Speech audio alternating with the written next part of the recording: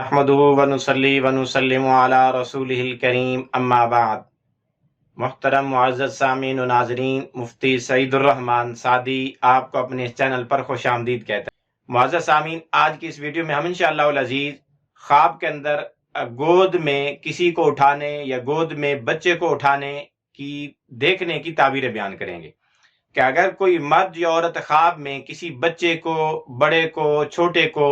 کسی چیز کو گود میں اٹھائے ہوئے دیکھے تو اس کی کیا کیا تعبیریں ہو سکتی ہیں۔ جس مرد یا عورت نے خواب میں کسی مشہور آدمی کو، کسی بڑے آدمی کو،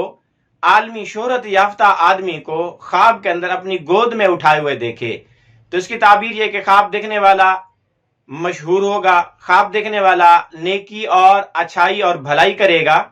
اور دین کی خیر اور بھلائی پائے گا۔ اسی طرح اگر کسی مرد یا عورت نے خواب میں دیکھا کہ اس نے کسی بچے کو اپنی گود میں لیا ہوا ہے تو اس کی تعبیر یہ ہے کہ خواب دیکھنے والا وہ اولاد کا خواہش مند ہے، غیر شادی شدہ ہے تو اس کی شادی ہوگی عنقریب اور اس کی اولاد ہوگی، اور اسی طرح اگر شادی شدہ اولاد نہیں ہو پا رہی تو اولاد کی تڑپ میں اور اولاد کے شوق میں ہونے کی علامت و نشانی۔ اسی طرح اگر کسی مرد یا عورت نے خواب کے اندر اپنے کسی دودھ پیتے